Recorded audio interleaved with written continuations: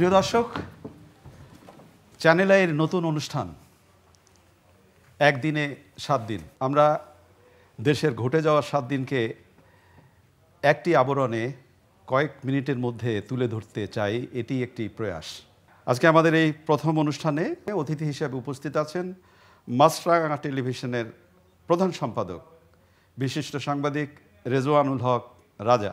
আজকে নতুন দেশ নতুন স্বপ্ন, দ্বিতীয় স্বাধীনতা, গণ অভ্যুত্থানের মুখে ছাত্রছাত্রীদের সেই দুর্দান্ত গণ অভ্যুত্থান, জনগণ অংশ নিল এবং একটি নতুন সরকার গঠিত হলো। সাবেক প্রধানমন্ত্রী শেখ হাসিনা পালিয়ে গেলেন এবং অন্তর্বর্তী সরকারের দায়িত্ব নিলেন ডক্টর মোহাম্মদ ইউনূস। আমরা আশা করছি যে একটি বৈষম্যহীন যে সমাজ আমরা প্রতিষ্ঠা করতে চাই, যে স্বপ্নটি দেখে আমাদের প্রিয় ছাত্রছাত্রীর আন্দোলন শুরু করেছিল, সেটি বোধ করি এবার অবসান হবে। তো রাজা, গত 7 দিনে কেমন দেখলেন বাংলাদেশ? ধন্যবাদ রেজওয়ানুল ভাই। শুরু যে এই প্রথম অনুষ্ঠানের এই অনুষ্ঠানের প্রথম পর্বে আমাকে আমন্ত্রণ জানানোর জন্য। অফকোর্স একটি বড় ধরনের একটা অভাবনীয় একটি পরিবর্তন বা ঘটনা ঘটেছে। আমি যদি আন্দোলনের সেই সময়কার দিনগুলোর কথা মনে করি বা চোখের সামনে যেটা ভাসে, মানে কোনো কিছুতেই সরকার তো অনেকভাবে চেষ্টা করেছে, সেই আওয়ামী লীগ সরকার কোনোভাবেই এই আন্দোলনকে দমাতে পারে নাই। এইবার আমি অবাক হয়ে গেলাম যে কোনোভাবেই কোনো কিছু দিয়ে এদেরকে দমানো যাচ্ছিল না। এটাকে আমি মানে অপ্রতিরোধ্য একটা আন্দোলন দেখলাম এবং যারা এতে অংশ নিলেন, যারা নেতৃত্ব দিলেন, তাদের কাউকেই আমরা আগে কখনো চিনতাম না। আমাদের বড় বড় রাজনীতিবিদরা অতীতে অনেক আন্দোলন করেছিল এই সরকারের বিরুদ্ধে, কিন্তু তারা সাকসেসফুল হতে পারেন নাই। কিন্তু এবার যারা নেতৃত্ব দিলেন তাদের কাউকে আমরা কখনো তাদের নামও শুনি নাই এবং তাদের পিছনে মানে হ্যামিলটনের বংশীবাদকের একেবারে শেকড় থেকে উঠে আসা ছাত্র নেতৃত্ব। হ্যাঁ, একেবারে অপ্রতিরোধ্য আন্দোলনের সঙ্গে পরবর্তীকালে সংযুক্ত হয়েছেন সাধারণ মানুষ পর্যন্ত এবং অন্যান্য রাজনৈতিক দলও তো এসেছে। তো তার মধ্যে দিয়ে যে পরিবর্তনটা হলো রাষ্ট্র ক্ষমতায়, এবং যাদেরকে মনে হচ্ছিল যে তারাও বোধহয় অজেয়, এরকম অনেকখানি হচ্ছিল না, 15 বছর ধরে কনজিকিউটিভ 4 টার্মস আওয়ামী লীগ ক্ষমতায় আসীন হয়েছিল। এটা কখনো পরিবর্তন করা যাবে? বিএনপির অতীতের আন্দোলনের মানে ব্যর্থতার কারণে মনে হয় নাই যে এই সরকারকে হটানো সম্ভব। কিন্তু সেটি মাত্র 3 সপ্তাহের আন্দোলনের মধ্যে দিয়ে, মাঠের 3 সপ্তাহের আন্দোলনের মধ্যে দিয়ে সেই সরকারের পতন এমনভাবে হয়েছে। এই যে ঘটনাটা ঘটলো, যেটা আমাদের চিন্তারও বাইরে, এবং আমার কাছেও মনে হচ্ছে যে এই রকম সিচুয়েশনেই কেবলমাত্র সম্ভব যে বৈষম্যের কথা আমরা এতদিন ধরে শুনে আসছি, আমরা ছাত্র জীবন থেকে শুনছি, ছাত্রদের আন্দোলনের মধ্যেও কিন্তু এই বিষয়টা তখনও ছিল, কিন্তু তাদের মধ্যে এই লেজুর বৃত্তির প্রবণতাটা বেশি থাকাতে সাধারণ ছাত্রদের কাছে সেই আন্দোলন পপুলার হতে পারে নাই। এবারের আন্দোলন কিন্তু সাধারণ ছাত্ররা আত্মস্থ করেছে, তাদের নিজেদের দাবি আদায়ের সংগ্রাম তাদের কাছে মনে হয়েছে, সেই কারণে সবাই যুক্ত হয়েছে। এইরকম একটা পরিস্থিতি যখন তৈরি হয়েছে, তখনই এইরকম পরিস্থিতিতেই কেবল সম্ভব সমাজের সকল অনাচার বৈষম্য দূর করা। জাতিসংঘের প্রাথমিক প্রতিবেদনে গণঅভ্যুত্থানে নিহত এখন পর্যন্ত 650 জনের তালিকা করা হয়েছে প্রাথমিক, এবং এর মধ্যে 32 জন শিশু। এত মৃত্যু কি কাঙ্ক্ষিত ছিল? নিশ্চয়ই না, অবশ্যই না। এইভাবে আন্দোলনটাকে দমন করতে গিয়ে এই যে মৃত্যুর মিছিল, সেই কারণেই কিন্তু পতনটা ঠিক ওইভাবে হয়েছে, যেটাও কাঙ্ক্ষিত ছিল না বা কেউ কখনো ধারণাও করে নাই। বাংলাদেশের ইতিহাসে আর অনেক সরকারের বিরুদ্ধে আন্দোলন হয়েছে, কিন্তু কোনো সরকারকে কিন্তু দেশ ছেড়ে চলে যেতে হয় নাই, কোনো সরকার প্রধানকে। ফার্স্ট টাইম ঘটলো এটা, এবং সেটির মূল কারণ হচ্ছে আন্দোলনটাকে যেভাবে দমানোর চেষ্টা করা হয়েছে সেই কারণেই। এবং মানুষের মনে মানুষ যে এখানে যুক্ত হয়েছে, সেটার কারণ হচ্ছে যে বাচ্চাদেরকে মেরে মারা, ছাত্রদেরকে মারা, এইগুলি মানুষকে বেশি টাচ করেছে। এটার কোনো প্রয়োজন হতো না যদি, আপনার নিশ্চয়ই মনে আছে শুরুর দিকে যে আন্দোলনটা হচ্ছিল, সেটাই আমি উল্লেখ করলাম যে শুরুতে একেবারে যখন আন্দোলন শুরু করলো কিছুই দরকার হতো না যদি সরকার প্রধান বা সরকার শেষের দিকে গিয়ে যে ব্যবস্থাগুলি নিল সেটা যে আগে নিতেন, সেটা যদি, যেমন ধরেন সেই সময়কার প্রধানমন্ত্রী একদিন তিনি তো বললেন যে গণভবন আমার জন্য দরজা সবার জন্য খোলা আছে, ছাত্ররা আসুক। সেই কথাটা আগে বললেই হতো। এই কথাটা তিনি যদি নাও বলতেন, তাদের মন্ত্রীরা যারা প্রতিদিন এত কথা বলেন, বক্তব্য বিবৃতি দিচ্ছিলেন, তারা বলছিলেন যে আমরা এটা কোর্টে আছে, কোর্ট দেখবে, আমরা দেখব, এই কথাগুলো যদি কোনো এক সময় ইভেন যদি ছাত্রলীগকেও যদি দায়িত্ব দেওয়া হতো, তোমরা ওদের সঙ্গে বসে না, ওদের কিন্তু কথা আপনি ছাত্রলীগের কথা বললেন, কিন্তু তো সেটা দায়িত্ব না দিয়ে তো অলরেডি দমন করার ক্ষেত্রে আমি বলা হলো সেটাই- আমার ছাত্রলীগই যথেষ্ট। সেটাই বলছি, ছাত্রলীগকে দায়িত্ব দেওয়া হচ্ছিল, কারণ ছাত্রলীগও একটা পর্যায়ে বলছিল আমরাও কোটা সংস্কার চাই। তাদেরকে বলা যেত তোমরা ওদের সঙ্গে বসে আলোচনা করো, কিন্তু সেটা না করে উল্টো ছাত্রলীগকে তাদেরকে দমন করার কাজে ব্যবহার করা হলো। এবং দেখেন, আমি আপনি দুজনই ছাত্র সংগঠনগুলির মধ্যে অনেক মারামারি দেখেছি। সেটি খুব একটা নতুন কোনো ঘটনা না, কিন্তু যখন ছাত্রীদের উপরে হামলা হয় এবং বেধড়ক মারপিট করা হয়, এই বিষয়গুলি কিন্তু মানুষকে স্পর্শ করে। আলোচনাটা অনেক আগে যদি শুরু করতো সরকার, তাহলে আমার মনে হয় না এত কিছু ঘটতো। মানে সরকারের পতন কথা আমি বলছি না, আমি মনে করছি এই যে 650 জন মানুষের জীবন গেছে, তাদের মধ্যে 32টা শিশু ছিল, এই জীবনগুলি তো বাস্তব। এবং আপনি নিশ্চয়ই লক্ষ্য করেছেন যে আবু সাঈদ যখন রংপুরে তার মৃত্যু ঘটলো এবং সারা বিশ্ববাসী তার মৃত্যুর ঘটনাটা দেখলো, সরাসরি একজন মানুষের মৃত্যু, তখন মনে হয়েছিল অন্ততপক্ষে এই সময় সরকার হয়তো একটু দমন পীড়ন কমাবেন এবং ছাত্রদের কথা শুনবার চেষ্টা করবেন। তখনও চেষ্টাটা করা হয়নি। তখন চেষ্টাটা আগের তুলনায় বাড়ানো হয়েছিল, আন্তরিকতাটা দেখানো হচ্ছিল, কিন্তু তখন অনেক দেরি হয়ে গেছে। আপনি আন্দোলনের কয়েকটা টার্নিং পয়েন্ট আছে এই আন্দোলনের, তার মধ্যে সবচাইতে বেশি বড় টার্নিং পয়েন্ট হচ্ছে আবু সাঈদের মৃত্যু, যেটি আমরা সবাই দেখেছি এবং যেটি আমাদের বর্তমান অন্তর্বর্তীকালীন সরকারের প্রধান ডক্টর মোহাম্মদ ইউনূস দেশে ফেরার পরে এয়ারপোর্টে, আপনার নিশ্চয় মনে আছে, উনি আবু সাঈদের প্রসঙ্গ তুলতে গিয়ে কেঁদে ফেলেছিলেন। এটা মানুষকে অনেক বেশি, মানুষকে তো বটেই, যারা আন্দোলনে তখনও আসে নাই ছাত্রদের মধ্যে থেকে, তারাও কিন্তু পরে এই ঘটনার পরে তারাও সামিল হয়েছে।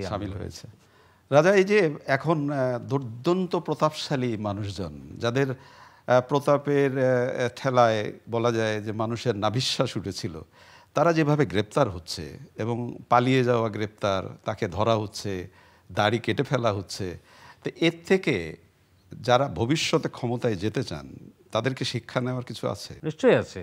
এবার অনেক কিছুই দূর হওয়া উচিত, কারণ যারা এই যে সরকারটা আছে তারা কিন্তু রেগুলার কোনো গভর্নমেন্ট না, তারা এসেছেন একটা অন্তর্বর্তীকালীন সময়ের জন্য কিছু ব্যবস্থা নেওয়ার জন্য, যেটাকে রাষ্ট্র সংস্কারের কথা বলা হচ্ছে।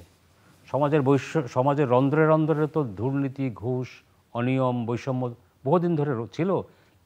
এগুলো দূর করাই হচ্ছে এই সরকারের কমিটমেন্ট। বৈষম্য বিরোধী ছাত্র আন্দোলন, তাদেরও কমিটমেন্ট, এই সকল বৈষম্য দূর করতে হবে।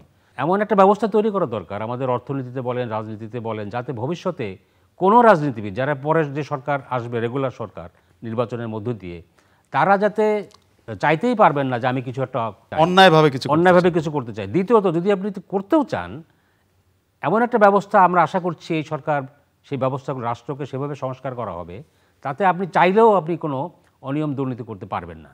তো এবং আরেকটা যেটা আপনি বলছেন, এখন যেভাবে বিগত সরকারের মন্ত্রী এমপিদের যেভাবে তাদের যে পরিণতি, যেটা আমরা দেখছি, আমি যদি, যারা পরে আসবেন তাদের এটাও চিন্তা করতে হবে, যদি আমি কিছু করি আমার পরিণতি একই হবে। এখান থেকে শিক্ষা নেওয়ার নিশ্চয়ই অনেক কিছু আছে। অনেক ধন্যবাদ। আপনি শিক্ষার কথা বললেন। আমাদের প্রিয় শিক্ষাবিদ, চিন্তক আবুল কাশেম ফজলুল হক, তার একটি সাক্ষাৎকার আমরা গ্রহণ করেছি, চলুন একটু দেখি। গত জুলাই মাসের 14 তারিখ থেকে এই আগস্ট মাসের প্রথম সপ্তাহ, এই সময়ের মধ্যে বাংলাদেশের রাজনৈতিক ঘটনা প্রবাহে বিরাট পরিবর্তন ঘটে গেছে। 3টা নির্বাচনের সময়ই ইলেকশন কমিশনের বিরুদ্ধে অনেক কথা সংবাদপত্রে, টেলিভিশনে আমরা দেখেছি। বিরোধী কোনো রাজনৈতিক দলই আওয়ামী লীগের বাইরে স্বীকার করেনি যে নির্বাচন হয়েছে।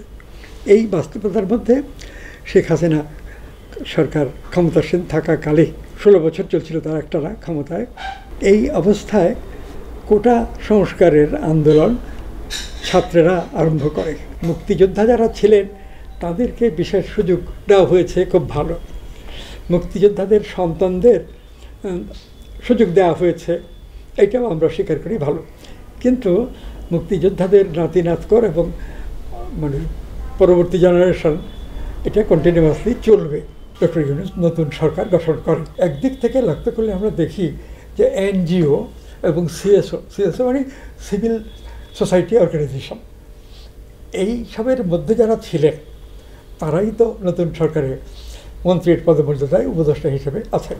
এই সরকারের কাছ থেকে পত্রপত্রিকায় অনেকে অনেক বড় কিছু আশা করছেন। আমি মনে করি না এই সরকারের কাছ থেকে খুব বড় কিছু আশা করা যায়। এই সরকার গঠিত হয়েছে দেশে সুষ্ঠু নির্বাচন করার পরিবেশ সৃষ্টির মূল লক্ষ্যে। এই পরিবর্তন হয়ে গেছে, এটাকে তো আমাদের মেনে চলতে হবে এবং এখন আমাদের চেষ্টা করতে হবে এই সরকার যাতে জনগণের জন্য ভালো কাজ করতে পারে। শিক্ষার্থীরা যে আন্দোলন করেছে, আমি দেখছি যে এর মধ্যে তো সহিংসতা ছিল না, মানুষকে হত্যা করার বা পুলিশের সঙ্গে সংঘাত করার এটা ছিল না। কিন্তু পুলিশই আসছে একটা পর্যায়ে যখন এদের বক্তব্য অতিক্রম করে একটা বৈষম্য দূর করার জন্য একটা স্লোগান দিয়ে আসছে, তখন এটা আর ছাত্রদের আন্দোলন থাকেনি। এটা কোনো একটা অদৃশ্য শক্তি ছাত্রদের আন্দোলন অবলম্বন করে এর মধ্যে ঢুকে গেছে এবং ছাত্রদেরকে সঙ্গে রেখে একটু পেছনে রেখে তারা সামনে এসে গেছেন এবং সেই অবস্থায় শেখ হাসিনা বাধ্য হয়েছেন এই প্রধানমন্ত্রীর পদ ত্যাগ করা। আমরা আশা করব এই সরকার রাষ্ট্র চালাতে পারবে এবং খুব দীর্ঘ সময় না নিয়ে একটা ইলেকশন বাস্তব অবস্থা তৈরি করে ইলেকশন যেভাবে করা যায় জনগণ গ্রহণযোগ্য মনে করে, বাইরের পৃথিবীর লোকেরা ওইটাকে স্বীকৃতি দিতে পারে, এরকম একটা নির্বাচন করে এই সরকারকে ক্ষমতা হস্তান্তর করতে হবে নির্বাচিত প্রতিনিধিদের কাছে। এর জন্য বেশ সময় লাগতে পারে। আমি যে ধরনের প্রধান কথা বুঝি, এর জন্য অন্তত 5 বছর কি তার চাইতেও বেশি সময়ের প্রস্তুতি দরকার। সেই প্রস্তুতি যারা রাজনৈতিক দল, আওয়ামী লীগও হতে পারে, বিএনপিও হতে পারে, আরও যারা রাজনৈতিক দল করেন তাদের এই ধারায় চিন্তা করে গণতান্ত্রিক সরকার গঠনের চেষ্টা করতে হবে। জনজীবনের সমস্যাগুলো বুঝতে হবে, আমাদের রাষ্ট্রকে রক্ষা করতে হবে, আমাদের যে জাতীয় সংস্কৃতি সেটাকে রক্ষা করতে হবে এবং আমাদের দেশে যে ইকোনমিক রিসোর্সেস আছে সেটার সদ্ব্যবহার করতে হবে। এর মাধ্যমে বাংলাদেশ অনেক অনেক উন্নতি করতে পারে। রাজা, আপনি শুনলেন আমাদের প্রিয় শিক্ষক আবুল কাশেম ফজলুল হক এবং রাষ্ট্র গঠনের অনেকগুলো স্বপ্নের কথা বলেছেন এবং এই সরকারের জন্য অনেকগুলো প্রশংসাও করেছেন এবং প্রত্যাশাও করেছেন। সব কিছু মিলে জনগণের প্রত্যাশার জায়গাটাতে এই সরকার একটা তৈরি করে। স্যার যেটা বললেন সেই প্রশ্নের আলোকে, সেই আলোচনার আলোকে আপনার কোনো বক্তব্য আছে? স্যার তো অনেক কিছু বলেছেন, তবে একটা জায়গায় উনি বেশি জোর দিলেন আমার কাছে মনে হলো, সেটা হচ্ছে যে আমরা কিন্তু অনেক প্রত্যাশা করছি সরকারের কাছে এবং এই সরকার গঠিত হয়েছে বৈষম্য বিরোধী ছাত্র আন্দোলনের দাবির মুখে, তাদের পছন্দ অনুযায়ী। প্রধান উপদেষ্টা হিসেবে কে থাকবেন সেটা তারাই ঠিক করেছিল এবং এই সরকারে তাদের 2 জন ছাত্রনেতা তারা এই সরকারের অংশীদার এবং শুনেছি আমরা যে প্রত্যেক বাকি উপদেষ্টাদের সবার সঙ্গে একজন করে সহকারী উপদেষ্টা দেওয়া হবে, তারা ছাত্রদের মধ্য থেকে। তার মানে স্টেক হোল্ডার, বড় ধরনের একটা স্টেক হোল্ডার তারা। তো এবং তাদের লক্ষ্যটা কি, তাদের বক্তব্যটা কি? সমাজ থেকে বৈষম্য দূর করা। সেটি আমি স্যারের বক্তব্য একটা পয়েন্ট একটু বেশি জোর দিয়েছেন যে এই সরকারের কাছে বেশি কিছু আশা করা ঠিক হবে না, তাদের প্রধান কাজ হচ্ছে একটা ইলেকশন দিয়ে ক্ষমতা হস্তান্তর করা। এটি তো তাহলে 8-10টা অতীতের তত্ত্বাবধায়ক সরকারগুলোর মতো হয়ে গেল। তাদের কোনো দেশের কোনো উপকার হয় নাই, ক্ষমতার পালাবদলই ঘটেছে। শুধু সিস্টেমের যে দুর্বলতা বা যে সিস্টেম মানুষকে দুর্নীতি পরায়ণ করে তোলে, সেই সিস্টেম যদি চেঞ্জ না হয় তাহলে তো ক্ষমতা হস্তান্তর করে কোনো লাভ হবে না। এবং এই ছাত্ররা কিন্তু সেটার জন্য আন্দোলন করেও নাই। এবং বর্তমান সরকারের যিনি প্রধান, তিনিও কিন্তু তার কমিটমেন্টে কিন্তু এটাই না যে আমি আসলাম ইলেকশন দিব চলে যাব। ইলেকশন প্রসেসটা ঠিক করতে হবে অবশ্যই। সর্বক্ষেত্রে যে আপনার ফাঁকফোকরগুলি আছে, মানুষ কেন দানবীয় হয়ে যায়, সরকার দানবীয় হয়ে যায় কেন, সরকার কেন কিছুদিন পরেই কাউকে কেয়ার করে না কেন, জনগণের কথা বলে কিন্তু জনগণের জন্য কিছু করে, কিছু কম করে, নিজেদের জন্য বেশি করে। গতকাল আমরা দেখেছি একজন সচিবের বাসায় 3 কোটি টাকা আমার বাংলাদেশি টাকা 3 কোটি, আরও ফরেন কারেন্সি ছিল। এটাতে একটা বেরিয়েছে, এরকম তো আরও অনেক ঘটনা নিশ্চয়ই আছে। টাকা পাচার কিভাবে হয়েছে বাংলাদেশ থেকে, কিভাবে ব্যাংকগুলি দুর্বল হয়ে গেছে, টাকা মানুষ নিয়েছে মানে কিছু লোক, একটা শ্রেণী নিয়েছে, ফেরত দেয় নাই।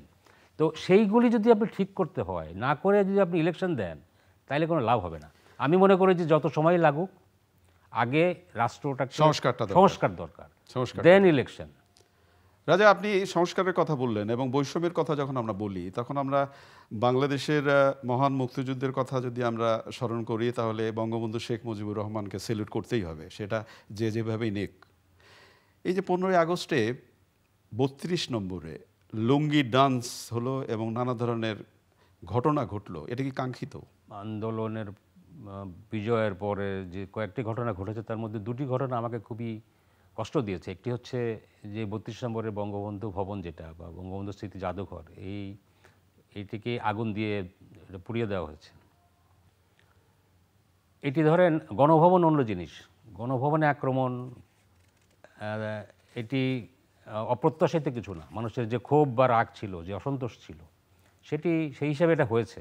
কিন্তু গণভবনের সঙ্গে বঙ্গবন্ধু ভবনের কোনো তুলনা হয় না। এটি একটি ঐতিহাসিক ভবন এবং এখানে অনেক অনেক দলিল ছিল, অনেক স্মারক ছিল, যেগুলি সঙ্গে বাংলাদেশের মুক্তিযুদ্ধের স্মারক এগুলো।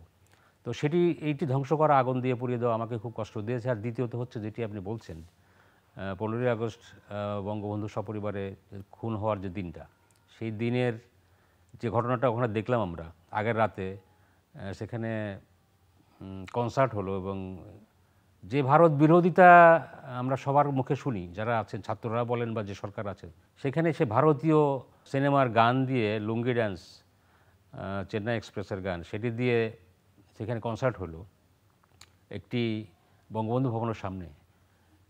এটি আমাকে খুব কষ্ট দিয়েছে। আমি মনে করি যে আমি কষ্ট পেয়েছি, বাট আমি আবার পাশাপাশি এটাও মনে করি যে পরিস্থিতি চলছে এখন, একটা বিপ্লবের পরে বা একটা গণ অভ্যুত্থানের পরে এরকম অনেক কিছু ঘটে।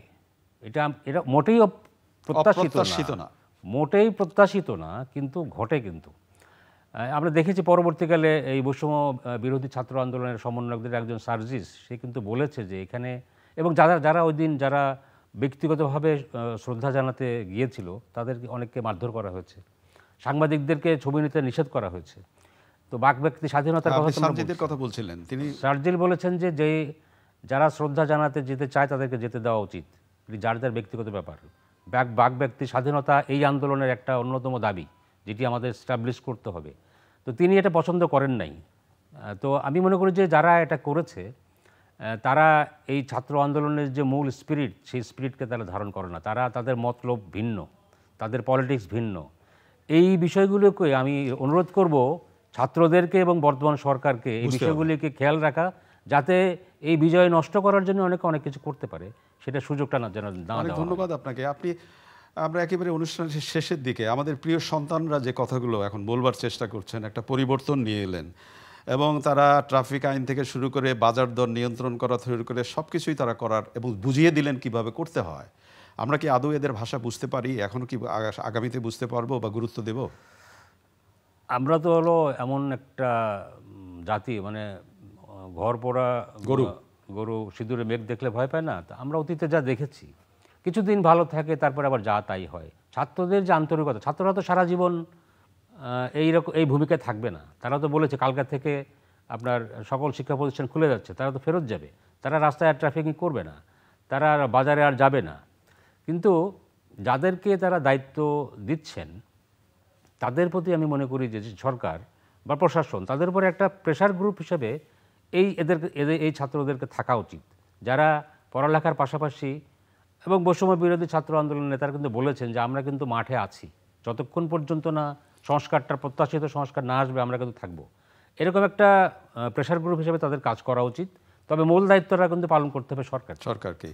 আপনি সরকারের প্রসঙ্গ তুললেন। মাননীয় প্রধান উপদেষ্টা একদম তার প্রথম বক্তৃতায় যে কথাটি বলেছেন যে আমি একটি পরিবার বানাতে চাই, কতটা সম্ভব? এটি খুবই ভালো আইডিয়া, ভালো ধারণা। পুরো বাংলাদেশকে যদি, যেমন তিনি যে ঢাকেশ্বরী মন্দিরে গিয়ে হিন্দু সম্প্রদায়ের তাদেরকে বলে এসেছিলেন যে আপনারা নিজেদেরকে বাইরের কাউকে ভাববেন না, আপনি হিন্দু এটা বলবেন না, বা অন্যরা কেউ মুসলমান তারা যেন সেটা না বলে, তারা যেন বলে আমরা এই বাংলাদেশের নাগরিক। খুবই ভালো কনসেপ্ট, চেতনা বা ধারণা। কিন্তু অতীতের নানান কারণে কিন্তু এই বিভক্তিগুলি তৈরি হয়েছে। আমরা যদি একটা পরিবার হিসেবে দাঁড়াতে পারি, সবাই যদি আমরা শুধুমাত্র বাংলাদেশি হিসাবে নিজেদেরকে স্টাবলিশ করতে পারি, তাহলে খুব ভালো হয়। কাজটা খুবই কঠিন। তো ডক্টর মোহাম্মদ ইউনূস, তার একটা সুনাম আছে, দেশে বিদেশে, এবং তিনি চেষ্টা তো নিশ্চয়ই করবেন বলেছেন। যদি সেটা করা যায় তাহলে খুবই ভালো হয়, তবে কাজটা খুব কঠিন। আমাদের এই যে রাষ্ট্রটা প্রপারলি যদি আপনি সংস্কার করলেই মাত্র কেবল সেটা সম্ভব। সেই সংস্কারের ফলাফলের উপর ডিপেন্ড করছে আমরা পরিবার হতে পারবো কি পারবো না। অনেক ধন্যবাদ আপনাকে। আপনি একজন সংবাদকর্মীর বাইরে একজন অভিভাবক, আমাদের প্রিয় সন্তানদের উদ্দেশ্যে কিছু বলবেন? প্রিয় সন্তানদের ব্যাপারে আমাদের যে ধারণা ছিল, আমাদের একটা ভুল ধারণা নিয়ে আমরা এতদিন চলছিলাম। আমরা ভাবতাম যে ওদের দিয়ে কিছু হবে না, ওরা সারাদিন ঘর বন্ধ করে এই কী বলে ডিজিটাল দুনিয়াতে থাকে, ওরা ফার্মের মুরগি এরকম বলা হতো আর কি। এরা খেলতে যায় না, খেলার সুযোগও অবশ্য কম, খেলতে যায় না, তাদের কালচারাল অ্যাক্টিভিটিসের সঙ্গে তারা নাই। তো দেখলাম আমরা যে ওরাই তো অসাধ্য সাধন করে ফেললো, ওরাই তো দেখালো যে তারা পারে। অনেক ধন্যবাদ আপনাকে। আপনাদের পরামর্শ চাই কেমন হওয়া উচিত এই অনুষ্ঠানটি। ভালো থাকবেন, দেশের জন্য কাজ করবেন। আসুন না সবাই মিলে এই সুন্দর সকাল যে তৈরি হলো, এই সকালের প্রত্যাশাটা আরও বাড়িয়ে তুলি এবং সুন্দর সুন্দর সুন্দর সুন্দর কাজগুলোর জন্য আমরা সকলে যার যার জায়গা থেকে এগিয়ে যাই। ভালো থাকবেন, শুভকামনা থাকলো।